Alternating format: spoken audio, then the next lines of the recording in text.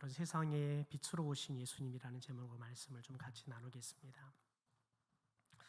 오늘 본문에 예수님께서 자신을 소개할 때 나는 세상의 빛이다라고 소개를 하지요. 여러분, 그러면 예수님께서 이 세상의 빛이다라고 이야기하는데 주님은 어떤 의미에서 자신을 빛이다라고 이렇게 설명을 하고 계실까요?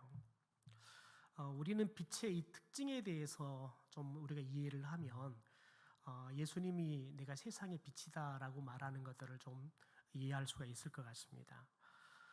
여러분, 빛은 어두움을 밝히는 그런 능력이 있잖아요. 그래서 빛을 켜게 되어지면 깜깜하던 어둠이 가득한 곳이 어둠이 떠나가고 환해지면 그러면 사물이 어디에 있는지, 그래서 내가 찾고 싶은 것들이 어디에 있는지 알게 되기도 하고, 때로는 내가 가야 할 길이 어디인지 또 알기도 하지요. 제가 중학교 시절에 저녁에 야간 자율학습을 하고 이렇게 오다 보면 시골 마을이다 보니까 가로등도 없어서 깜깜해요. 그런데 평상시는 괜찮은데 비가 오고 나면 꼭 이제 함께 다니는 중학교였던 친구가 또 이렇게 문제들이 생겨요. 왜냐하면 그 친구는 눈이 굉장히 나빴어요. 그러다 보니까 뭐 달빛 아래여도 많이 어두우니까 물 구덩이가 어디인지 모르니까 그냥 물 구덩이로 그냥 걸어가는 거예요. 그러면 신발이 다 젖어버리고 또 옷들이 다 젖어버리는, 또 자기만 그러면 좋은데 빠지면서 또 옆 친구들한테 또 이렇게 물들을 쳐가지고 물장구를 쳐서 그 옷들이 친구들도 같이 지저분해지는 그런 일들이 생깁니다. 그러니까 꼭 비가 오게 되면 친구들이 반드시 그 친구를 꼭 손을 잡아요. 그리고 웅덩이가 보이면 그 친구를 손으로 끌죠. 야, 거기 웅덩이 있다. 이리 와라. 끌게 되는 거죠. 그러면 그 친구가 웅덩이에 빠지지 않고 그 집까지 안전하게 가는 겁니다. 여러분, 이렇게 앞이 보이는 사람이 인도를 해주면 앞이 보이지 않는 사람들이 옳은 길을 찾아서 가게 되어지는 거지요. 그러니까 빛은 이렇게 어두운 것들을 밝게 비춰줘서 우리들이 분간하게 하고 또 우리들이 가야 할 길들을 찾을 수 있는 그런 기능들을 이 빛이 하게 되어지는 겁니다. 여러분, 그런데 예수님께서 이 땅에 빛으로 오셨다라고 말을 하는데요. 여러분, 그러면 예수님께서 세상에 빛으로 오셨는데 세상에 빛으로 오셔서 세상에 어떤 역할을 해주셨냐는 거예요. 여러분, 특별히 이 세상은 우리들이 이 세상 말하면 사람도 말하고 또 온 천지 만물들을 다 세상이라고 이야기할 수 있겠지만 성경에서 말하는 이 세상, 그럼 대표적으로 이야기할 때 사람을 이야기를 하지요. 여러분, 그래서 하나님께서 특별히 예수님을 보내주시면서 예수님을 뭐라고 말하냐면 하나님께서 세상을 이처럼 사랑하셔서 독생자를 보내주셨다라고 이야기해요. 그러니까 하나님께서 예수님을 보내주신 거 뭐냐면 세상을 사랑하시는 그런 증거로 예수님을 보내주셨다라고 이야기하죠. 그런데 여러분, 여기서 말하는 세상은 죄로 인해서 죽어버릴 수밖에 없는 인간들을 말하죠.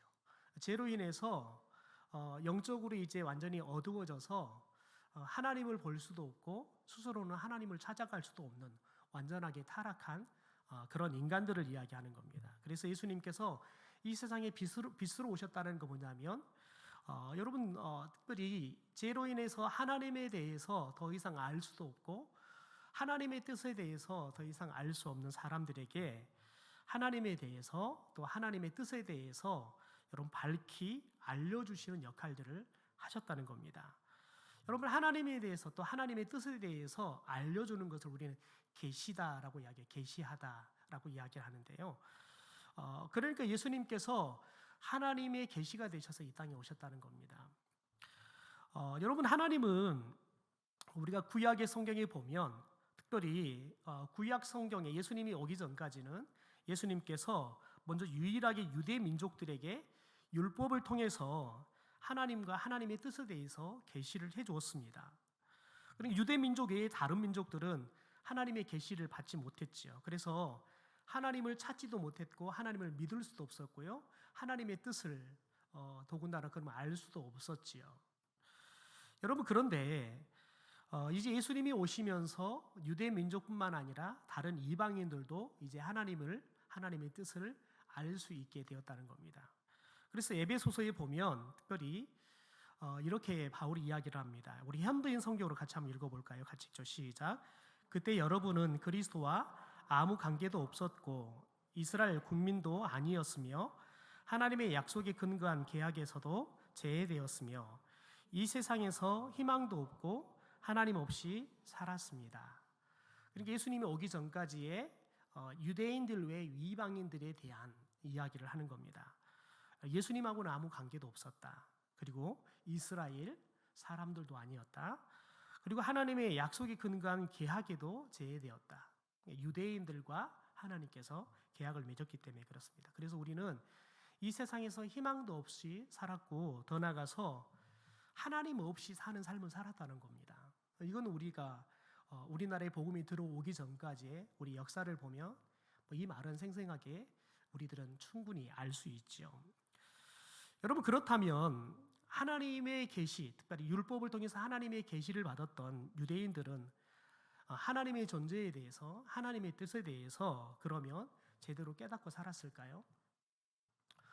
여러분, 우리는 구약 성경에 보면 이스라엘 백성들이 이렇게 실은 하나님을 잘 믿다가 또 하나님이 축복을 주시면 타락을 하고 또 그래서 하나님께서 그들을 벌을 내리시고 그러면 또 그들이 또 회개하고 하나님께 돌아오고 이런 사이클들을 계속해서 반복하는 것들을 보게 되어집니다.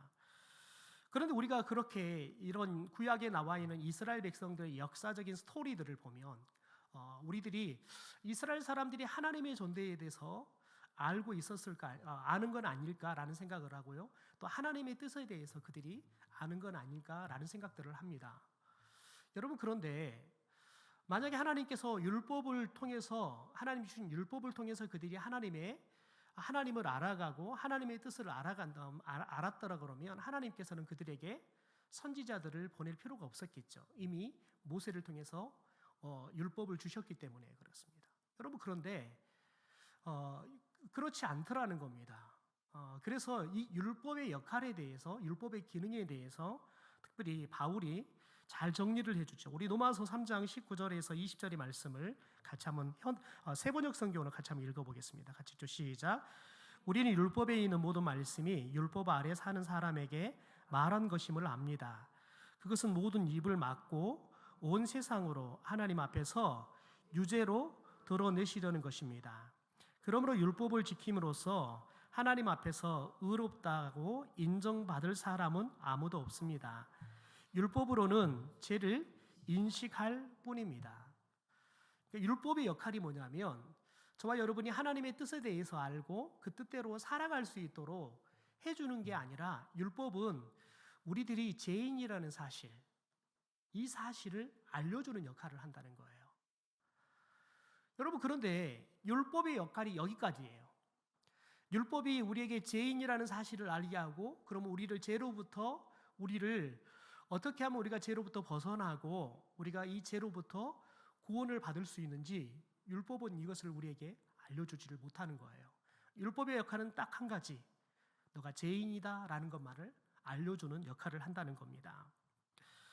여러분, 그래서 바울은 갈라디아서에서 이 율법을 뭐라고 말하냐면 몽학선생이다 라고 이야기해요. 몽학선생이다. 여러분, 몽학선생이라는 말은 특별히 그리스나 로마의 귀족들이 자신의 아이들을 주로 이제 학교를 보내기 전에 6세부터 6, 7세나 이때부터 해가지고 이제 성인이 되어지는 만 12세 그 전까지 이 아이들을 특별히 가정교사로 이 아이들을 맡아가지고 아주 기본적인 것들을 가르쳐 주는 거예요. 또 A 범절을 가르쳐 주고 그리고 이 아이들이 이제 학교까지 갈 수 있도록 이제 학교 입학을 하면 인도해 주는 역할, 학교 교문까지 인도해 주는 역할, 그게 몽학 선생의 역할이다라고 이야기를 해요. 여러분, 그런데 중요한 건 뭐냐면 그러면서 바울이 이야기하는 게 뭐냐면 이들이 율법은 몽학 선생처럼 너희들이 죄인이라는 사실을 알려주면서 그래서 너희들이 이 죄의 문제를 해결해야 된다.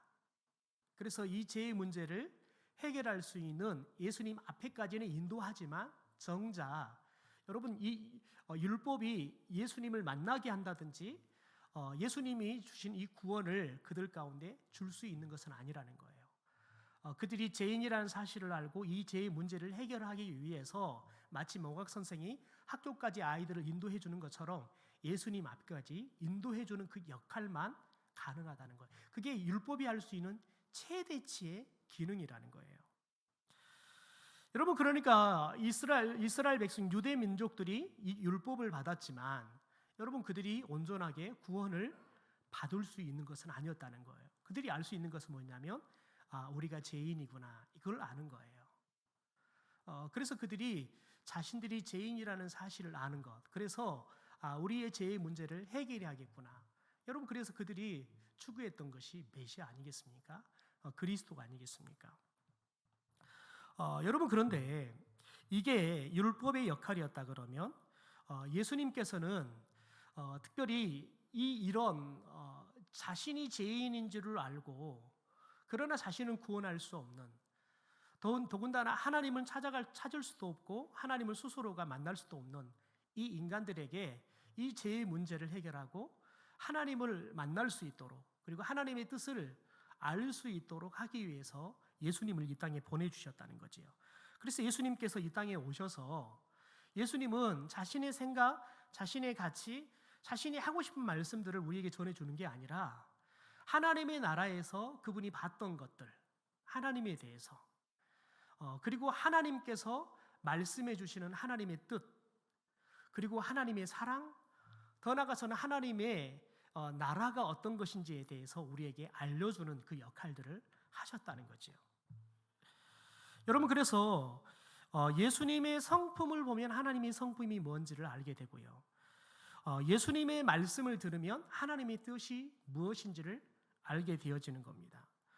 더 나아가서 예수 그리스도의 십자가의 이 사역을 통해서 하나님께서 우리들을 어떻게 죄로부터 구원해 주시는지, 하나님의 이 구원 사역의 계획과 하나님의 그 역사들을 우리가 알게 되어진다는 겁니다.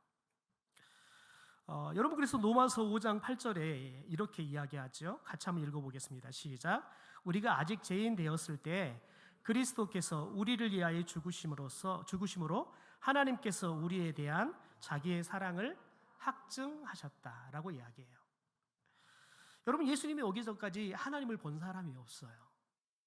그런데 예수님이 오시면서 일단 보이지 않는 하나님을 보여주셨어요. 그래서 나를 본 사람은 하나님을 보았다라고 이야기하지요.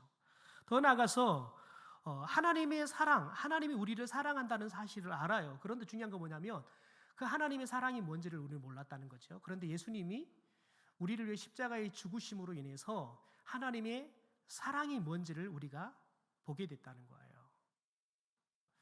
여러분, 특별히 여자분들이 특별히 친정 엄마의 사랑을 언제 많이 깨닫냐면 본인이 아이를 낳는 고통을 겪어보고 아이를 품에 안고 키워볼 때 우리 엄마가 나를 이렇게 사랑하며 키웠구나, 그걸 안다 그러잖아요. 자신이 목숨을 걸고 아이를 낳는 고통을 당해보고 그리고 아이를 가슴에 품고 아이를 키우는 것이 얼마나 힘들고 어려운 일인지 내가 직접 경험해보고 그제서야 엄마가 나를 어떻게 사랑했는지를 안다는 거예요. 여러분, 예수님의 이 십자가의 죽으심을 통해서 우리들은 하나님이 우리를 어떻게 사랑하는지, 얼마나 사랑하는지, 어떻게 사랑하는지 그걸 알게 된다는 거예요. 어제는 우리 이장봉 목사님이 신흥중학교에서 교목을 하실 때 가르침을 받았던 제자분이 오시기로 했다가 이제 지난번에 오시다가 차가 고장이 나셔서 못 오시고 다시 돌아가셨어요. 그러다가 이제 어제 갑작스럽게 내려오셨어요. 그래서 이제 그분과 함께 이장봉 목사님 묘지 찾아가서 또 이제 그분 또 인사도 드리고 하는 시간들을 좀 가졌는데요. 같이 이렇게 살아왔던 인생 이야기들을 쭉 그분이 이제 간증을 하세요. 그분은 원래 이제 공주분이시더라고요. 근데 아버지가 공무원이셔서 이렇게 이제 전국으로 이렇게 돌아다니시면서 근무를 하셨나 봐요. 그러다가 그분 아버지께서 아들에게 중학교는 한번 전주에서 다녀보면 좋겠다 해서 아버지가 이 전주 신흥중학교로 입학을 시켜서 이 신흥중학교를 오게 됐다는 거예요. 그래서 딱 신흥중학교 3년 딱 학교를 다니고 다시 이 전주를 떠났대요. 여러분 그리고는 이제 뭐 한 번도 이장복 목사님을 만날 기회가 없었죠. 그런데 이 3년 동안 이장복 목사님이 채플 말씀 전하고 이런 일들을 하셨는데 어느 날 이장복 목사님께서 이사야 43장의 말씀을 전해 주셨는데 목사님이 그 말씀 하시더라는 거예요. 너희들이 인생을 살다 보면 늘 좋은 일만 있는 게 아니라 때로는 정말 견디기 힘든 시간들이 있을 것이다. 그럴 때 너희들이 이사야 이 말씀을 기억하고 하나님을 찾아라. 그러면 하나님이 너희들의 기도를 듣고 너희들을 도와줄 것이다. 목사님이 그 말씀을 하셨다는 거예요. 그런데 다른 때는 뭐 중학생들이 말씀을 듣습니까? 자든지 아니면 친구들하고 장난치든지 그랬다는 거예요. 그런데 유독 그날은 목사님의 그 말씀이 이 가슴에 울림이 되어서 들렸다는 거예요. 그런데 그 말씀이 뭐 늘 생각이 나는 게 아니라 문득 그 말씀이 생각이 나서 본인이 특별히 이제 정손의 집안의 정손이어서 애동 아들이어서 계속해서 이제 성인이 되어서는 집안에 제사를 드리고 해야 하기 때문에 교회를 다닐 생각을 못했대요. 그러다가 그분이 문득 이제 목사님의 말씀이 생각나고 그러면서 내가 언젠가는 교회를 가야 되는데 그런 생각을 하다가 중년의 나이가 됐는데 사업이 쫄딱 망한 거예요.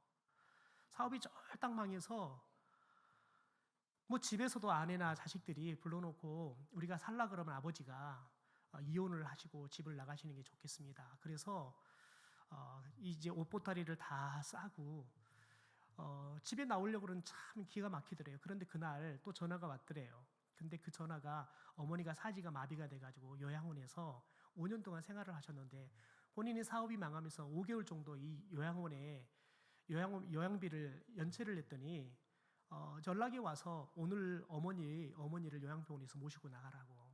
더 이상 우리들이 봐줄 수가 없겠다고. 얼마나 기가 막혀요. 그 소식을 듣고는 얼마나 기가 막히든지 펑펑 차를 세워놓고 울었대요. 여러분 그런데 한참 울고 났는데 전화 한 통이 왔더래요.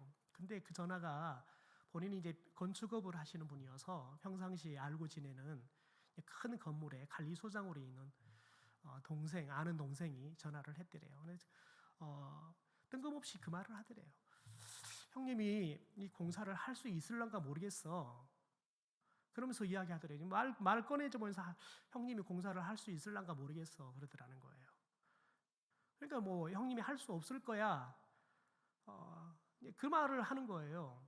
이야기를 들어봤더니 어떤 우리나라의 대기업이 한 대기업은 건물을 갖고 있고 한 대기업은 그 건물에 세를 들어서 하는 거예요. 그런데 세를 들어서 하는 대기업의 회장님께서 특별히 업무의 효율성을 위해서 우리들이 이제 한 건물에 전체 근무를 했으면 좋겠다. 그러니까 이제 그 건물에서 다 이게 빼가지고 이제 다시 이제 같이 한 건물에 들어가야 되는 거예요. 그러니까 이제 계약을 이제 취소하고 들어가야 문제가 생기는 거죠. 여러분 그런데 이제 그게 2층을 쓰다 보니까 2층의 건물의 평수가 10,000평이 넘는 거예요. 그런데 그게 이제 한 달 안에 이 건물을 다시 온상복귀를 해야 되는 거예요. 그런데 10,000평을 한 달 동안 온상복귀할 공사를 할 수 있는 업체가 없는 거예요. 아무리 찾아도. 그런데 이제 그게 이제 연체가 되면 한 달만 돼도 100억이 넘는 그런 100억을 넘게 물어야 될 문제가 생기는 거죠. 그래서 아무리 찾아도 업체가 없어서 이제 그 이야기를 들었던 이제 이 관리수정하려던 동생이 사업이 어렵게 됐다는 소식을 듣고 혹시 하고 연락을 한 거예요. 여러분 그런데 그 전화를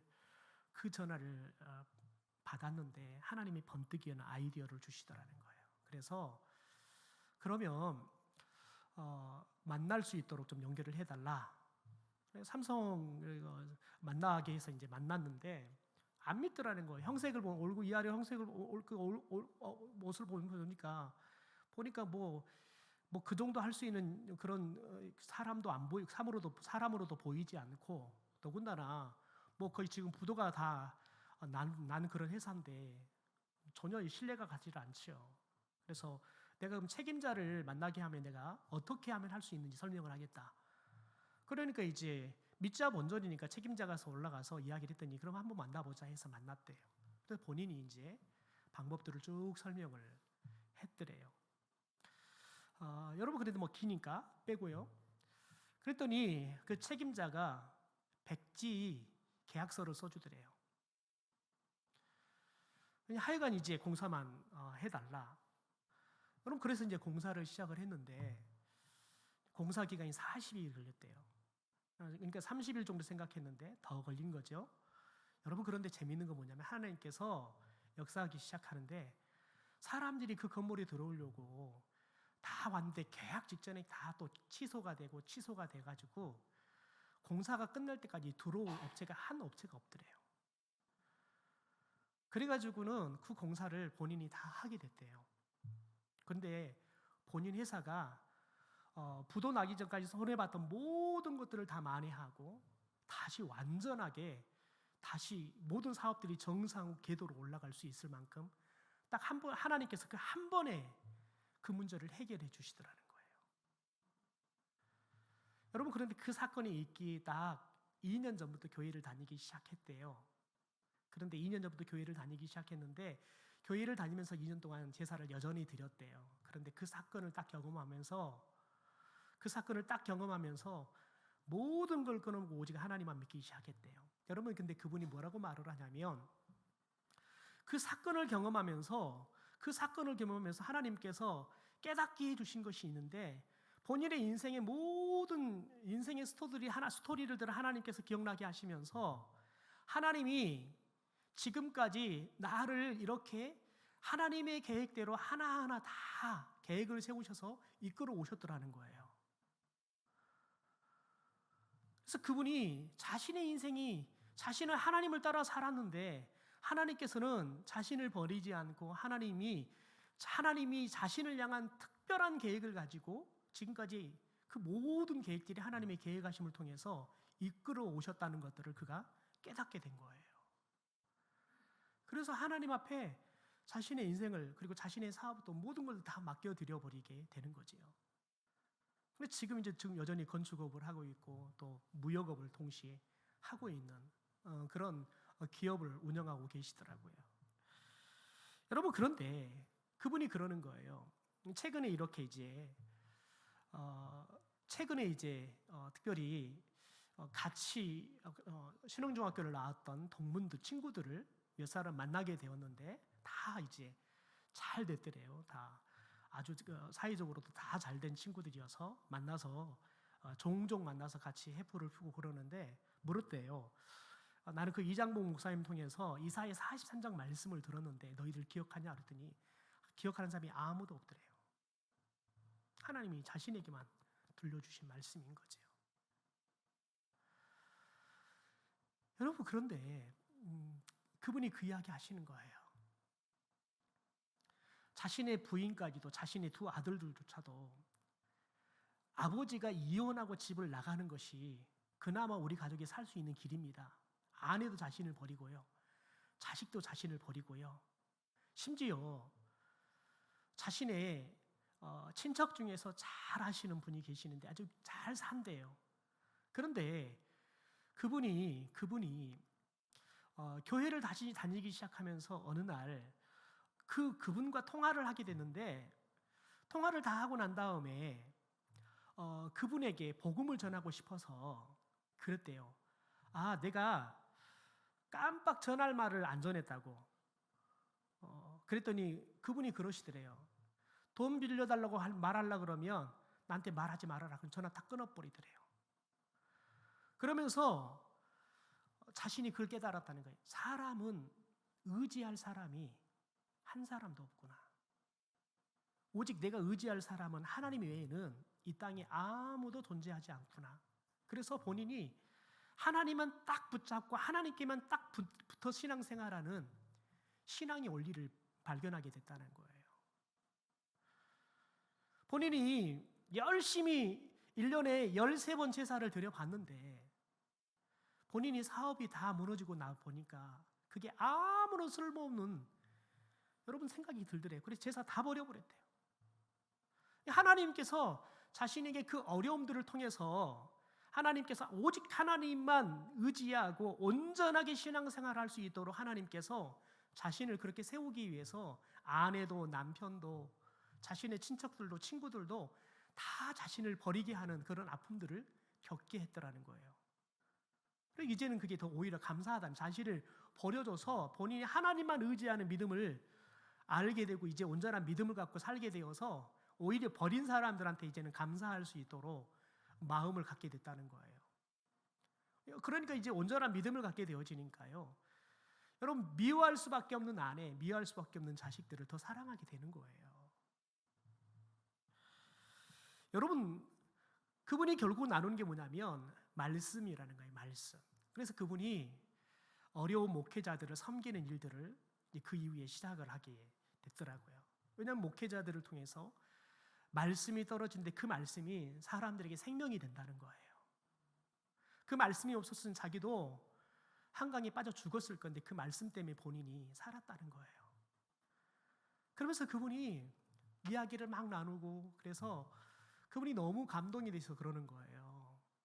그분이 이제 가기 전에 그러는 거예요. 혹시 우리 이장복 목사님과 함께 신앙생활 하셨던 분들이 아직도 좀 살아 계실까요? 그러셔서 저희 은퇴하신 장로님이나 권사님들이나 그리고 우리 시무장님들 같은 경우도 모태신앙들이기 때문에 어떻게 보면 우리 교회에 많은 사람들이 대부분 다 이장복 목사님에 대해서 압니다. 그랬더니 그분이 그러는 거예요. 그러면 목사님, 제가 좀 돈을 드리고 갈 거니까 그분들한테 좀 따뜻하게 식사 한번 대접해 주시면 좋겠습니다. 그러면서 그분이 우리 교인들 식사 대접하라고 식사비를 주고 가시더라고요. 여러분, 근데 우리가 그렇게 식사를 대접해 줄 수 있는 게 우리가 무슨 공로가 있습니까? 그것도 이장복 목사님 우리 교회 담임 목사로 있을 때가 아니라 신흥중학교 교목으로 있을 때 여러분 말씀의 은혜를 끼친 건데, 여러분 근데 그분은 이장복 목사님과 관련돼 있으면 다 감사한 거예요. 그냥 다 감사한 거예요. 여러분 말씀의 은혜를 받으면 여러분 그 은혜가 흘러서, 그래서 제가 마지막 그랬어요. 집사님 때문에 제가 목사로서 말씀을 전하는 게 얼마나 소중한 사역인지 다시 한번 제가 느끼는 시간이었다고, 오히려 제가 은혜를 받는다고 감사하다 인사를 드렸어요. 그분이 한 5시 반 넘어서 출발했는데 11시가 넘어서 도착했다고 문자가 왔더라고요. 올라가기는 차가 막혀가지고 그 시간에 도착을 한 거예요. 너무 감사하다고 목사님 잘 영접해 주시고 잘 안내해 주셔서 너무 감사하다고 문자를 보내셨어요. 여러분 말씀의 은혜가 한 사람에게 들어가면 여러분 그것이 수십 년이 지나서 그 사람에게 생명이 되고, 여러분 그 생명의 은혜를 깨달으니까요, 그게 오늘 저와 여러분까지 아무도, 여러분 우리는 그분이 누군지도 모르는데 우리에게까지 은혜가 흘러오는 것을 봅니다. 이게 여러분 생명의, 말씀의 생명의 은혜인 줄 믿습니다. 여러분 그래서 하나님께서 예수님을 우리에게 보내주셔서 하나님이 어떤 분인지를 알게 하고요, 하나님의 사랑을 우리가 깨닫도록 해주시고요, 동시에 여러분 우리가 예수 그리스도를 통해서 이제는 하나님과 접속해서 하나님과 화목하게 살아가는, 이제는 하나님이 우리 아버지가 되고 우리는 하나님을 아버지라 부르면서 여러분 그 무엇이든지 우리가 하나님 앞에 요청 드릴 수 있는 특별한 관계로 나아가게 된 줄 믿습니다. 여러분 그러므로 저와 여러분이 중요한 건 뭐냐면, 예수님께서 이 땅에 세상의 빛으로 오셔서 하나님을 알 수 없는 우리에게 하나님을 알게 해주시고, 하나님의 뜻을 알 수도 그 뜻을 따라 살 수도 없는 우리들에게 하나님의 뜻을 알고 하나님의 뜻을 따라 살아갈 수 있도록 우리 가운데 은혜를 베풀어 주시는 예수 그리스도, 여러분 우리가 그분과 접속해서 살아가는 믿음의 삶을 살아가야 될 줄 믿습니다. 여러분 그러면 어떤 일들이 일어납니까? 요한복음 14장 9절에 보면 여러분 예수님의 제자들이 특별히 예수님께 그런 말을 합니다. 하나님 아버지를 저희들에게 보여주십시오. 그랬더니 예수님께서 이렇게 대답합니다. 우리 같이 한번 읽어보겠습니다. 시작. 예수께서 이르시되 빌립아, 내가 이렇게 오래 너희와 함께 있으되 내가 나를 알지 못하느냐? 나를 본 자는 아버지를 보았거늘 어찌하여 아버지를 보이라 하느냐? 여러분, 저와 여러분이 예수님과 접속하여 살게 되어지면 하나님 아버지를 보게 될 줄 믿습니다. 여러분, 그래서 예수님은 이처럼 영적인 소경이었던 우리들에게 하나님을 밝히 알고 하나님의 뜻에 대해서 깨닫고 그 뜻을 따라 살아갈 수 있도록 우리 영적인 여러분 이 눈들을 밝혀주시기 위해서 이 땅에 빛으로 오신 줄 믿습니다. 여러분, 그래서 우리가 그분의 빛을 따라 살아가면, 그래서 여러분 오늘 여러분 굉장히 12절 말씀 가운데 중요한 말씀을 하죠. 우리 성경을 보고 이 12절 말씀을 같이 한번 읽어보겠습니다. 시작. 예수께서 또 말씀하여 이르시되 나는 세상의 빛이니 나를 따르는 자는 어둠에 다니지 아니하고 생명의 빛을 얻으리라. 여러분 보십시오. 따른다는 것은 예수님, 생명의 빛이 되신 예수님이 우리 앞에 가고 우리들은 예수님을 따라간다는 거예요.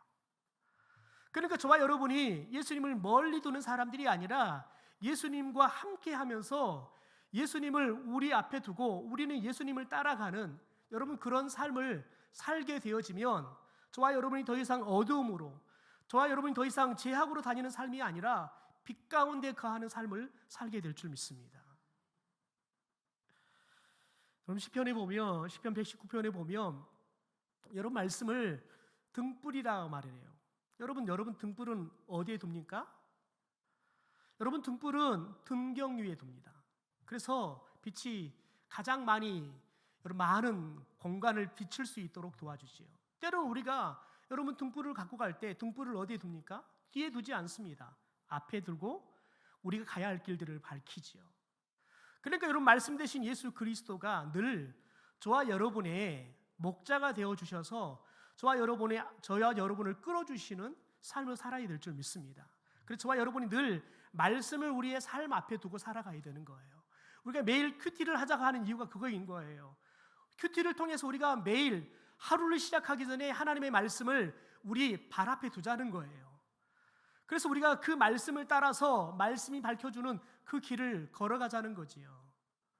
여러분 사람은 한 치 앞을 보지 못한다 그러잖아요. 사람은 아주 똑똑하고 모든 걸 다 볼 수 있는 것처럼 보이지만 한 치 앞을 내다볼 수 없는 게 사람이라니까요. 그게 인간이에요. 오늘 예수님께서 특별히 이 바리새인들이 예수님을 계속해서 비꼽니다. 여러분 그런데 예수님께서 바리새인들에게 뭐라고 말하냐면 14절에 보면 내 증거가 참되다라고 이야기해요. 왜냐하면 바리새인들은 예수님의 증언이 참되지 않다라고 이야기해요. 그러니까 예수님께서는 내 증언이 참되다라고 이야기해요. 여러분 그 이유를 예수님께서 참되다라는 것을 두 가지로 검증합니다. 16절에 보면 여러분 나 혼자 판단하는 게 아니라 나를 보내신 이와 내가 함께 한다는 거예요. 그래서 내가 지금 말하는 것이 내 말이 아니라 나를 보내신 하나님의 말이기 때문에 참되다는 거예요. 왜냐하면 하나님은 참되신 분이시니까요. 두 번째 여러분, 특별히 이스라엘 사람들은 증언이 여러분 그게 법적으로 효력이 있으려고 그러면 두 사람이 증언을 써야 되는 겁니다. 그래서 예수님께서 뭐라고 말하냐면 18절에 내가 나를 위하여 증언한 자가 되고 나를 보내신 아버지도 나를 위하여 증언한다라고 이야기해요. 오늘 우리가 아침에 묵상했던 사도행전 17장의 말씀에서도 특별히 예수님께서 우리를 구원하는 구원자고 우리를 심판하시는 심판자가 될 것이다 라는 것들을 하나님께서 어떻게 증언했냐면 우리에게 보여줬냐면 증거해줬냐면 예수 그리스도를 죽은 자 가운데서 살려주심으로 예수님이 하나님이 보내주시는 메시아이고 하나님이 앞으로 다시 보내주실 심판주가 될 것이다 라고 이야기해요. 그게 무슨 말이냐면 여러분 사람의 힘으로는 죽은 자를 살릴 수가 없습니다. 그러나 하나님만이 죽은 자를 살릴 수 있지요. 그래서 하나님께서 죽어버렸던 예수님을 다시 살리심으로 인해서 하나님이 보내신 분이구나 라는 것들을 사람들에게 증언했다는 거예요. 더우니까 에어컨을 틀까요? 여러분 그래서 예수님께서 하나님이 나를 증언하기 때문에 내 말이 참되다라고 이야기를 하는 겁니다. 그러면서 여러분 특별히 예수님께서 그의 공생의 3년을 통해서 우리에게 보여주시는 게 뭐냐면 예수님께서 계속 이야기하는 게 뭐냐면, 여러분 열매를 보면 그 나무가 어떤 나무인지를 안다는 거예요. 다시 말해 이 말을 다른 말로 이야기하면, 여러분 사람이 좋은 사람인지 나쁜 사람인지 그 사람의 삶의 열매를 보면 그 사람이 좋은 사람인지 나쁜 사람인지 알 수 있다는 거지요. 그래서 예수님은 이 공생의 3년을 통해서 하나님이 보내주신 메시아라는 것들을 증거를 우리 가운데 해주시죠. 여러분, 그래서 예수님께서 사람으로는 할 수 없는 사람들의 죄를 사해 주시는 일들을 하시죠. 더 나아가서는 예수님께서 더 이상 사람은 고칠 수가 없는 불치병들을 고쳐주십니다. 그래서 예수님께서 하나님이신 것을 사람들에게 보이지요. 또한 심지어 죽어버렸던 사람들을 예수님께서 다시 살리십니다. 왜냐하면 죽어버리는 사람을 살릴 수 있는 것은 하나님만이 할 수 있기 때문에 그렇습니다. 더 나아가서는 여러분 자연을 다스리십니다. 그래서 예수님께서는 여러분 풍랑으로 여러분 풍랑이 일고 있는 이 갈릴리 바다를 잠잠케 하시잖아요. 그래서 하나님만이 하실 수 있는 이 자연을 다스리시는 것들을 보여주지요. 더 나아가서는 여러분 죄인을 해결케 하는 일들을 하세요. 죄인들이 철저하게 회개하도록 자신의 죄에 대해서 보여주고, 그래서 스스로가 죄를 지켜야 하죠. 우리가 지난주에 봤던 가늠한 여자도 예수님 앞에 예수님이 그게 죄인인지를 알게 하죠. 그리고 회개하게 하죠. 다시는 그래서 너가 죄를 범하지 말라라고 이야기하시죠. 여러분, 그러면서 마지막으로 예수님께서 진짜 메시아인 것을 보여준 건 뭐냐면, 예수님께서 우리의 죄를 위해서 그분이 십자가에 위해서 못 박혀 죽으셨다는 거예요. 여러분, 십자가에 위해서 못 박혀 죽으시는 이 사건을 통해서 여러분 사람이 할 수 없는 하나님만이 할 수 있는 이 일들을 보여주시면서 예수님께서 내가 메시아다, 내가 하나님이다, 그래서 내 말이 참되다라고 이야기하는 겁니다. 여러분, 이게 왜 중요합니까? 왜 중요하냐면 예수님의 말이 참되다는 것을 믿어야지만 예수님 말씀을 따라 살 수 있기 때문에 그렇습니다. 여러분, 그래서 예수님 말씀을 들었던 바리새인이 19절에 보면 굉장히 엉뚱한 이야기를 하죠. 19절에 보면 내 아버지가 어디 있느냐라고 조롱을 해요. 여러분, 그런데 여러분 특별히 18절에 내 아버지도 나를 증언한다 그러니까 이 바리새인들은 내 아버지가 어디 있느냐라고 이야기를 해요. 그런데 예수님이 말하는 아버지는 하나님 아버지를 말해요. 그런데 이 바리새인들이 이야기하는 그 아버지는 너의 육신의 아버지인 요셉, 이미 죽어버려서 이 땅에 존재하지 않은 그 아버지가 도대체 어디 있다는 말이냐라고 조롱하는 겁니다. 여러분, 바리새인들은 철저하게 예수님께서 하늘의 언어를 이야기하지만 그들은 철저하게 땅의 소리로 듣고 있는 겁니다. 여러분, 도대체 왜 그렇습니까? 도대체 왜 이들이 예수님의 말씀을 하늘의 소리로 듣지 못하고 땅의 소리로 듣습니까? 여러분, 이유는 딱 하나입니다. 그 이유는 딱 하나인 게 뭐냐면 여러분, 그들이 예수님을 받아들이지 않았기 때문에, 영접하지 않았기 때문에 그렇습니다. 요한복음 3장 20절 말씀에 예수님이 그런 말씀을 하시잖아요. 예수님께서 우리의 문 밖에서 문을 두드린다는 거예요. 그래서 누구든지 내 음성을 듣고 문을 열면 내가 너희에게 들어가서 나는 너와 더불어 먹고 살 것이고 너는 나와 더불어 먹고 살 것이다 라고 이야기를 해요. 여러분, 예수님은 저와 여러분 모든 사람의 마음의 문을 두드리고 계신 줄 믿습니다. 그런데 어떤 사람은 예수님이 들어오셔서 예수님의 말씀이 참되다는 것을 믿고 예수님의 말씀대로 살아요. 그런데 어떤 사람은 예수님의 말씀은 듣지만 예수님과 함께하지 않는 삶을 살아요. 왜 그럴까요? 마음의 문을 열지 않았기 때문에 그렇습니다. 예수님을 영접하지 않았기 때문에 그렇습니다. 여러분, 이것은 철저하게 우리 자유의지에 달려있는 거지요. 여러분, 특별히 사도 요한은 요한복음 1장 18절에 이렇게 이야기하죠. 본래 하나님을 본 사람이 없으되 아버지 품속에 있는 독생하신 하나님이 나타났다라고 이야기를 해요. 그러니까 예수님이 올 때까지는 하나님을 본 사람이 아무도 없어요. 그런데 하나님의 품에 있었던 예수님께서 이 땅에 오셔서 우리에게 하나님을 보여주셨다는 거예요. 여러분, 그런데 이 진리를 누구만이 믿습니까? 여러분, 이 예수님의 말씀을 듣고 마음의 문을 열고 믿는 사람들만이요. 여러분, 예수님의 제자들, 예수님의 공생에 생활하는 동안에 예수님이 다시 부활할 때까지는 예수님이 이 말씀을 땅의 소리로 들었어요.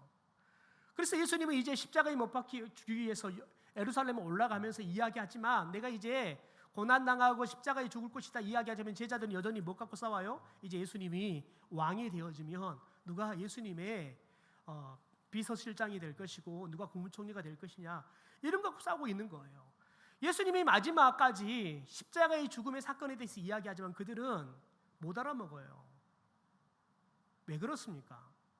제자들이 예수님께 마음의 문을 열지 않았기 때문에 그렇습니까? 아닙니다. 마음의 문을 열긴 열었습니다. 여러분, 그런데 그들은 진짜 그들 앞에 있는 예수님께 마음의 문을 여는 것이 아니라 그들이 만든 예수 그리스도의 마음의 문을 연 거예요. 예수님은 우리 가운데 오셨을 때 하나님의 아들로 우리를 죄로부터 구원할 메시아로 오셨습니다.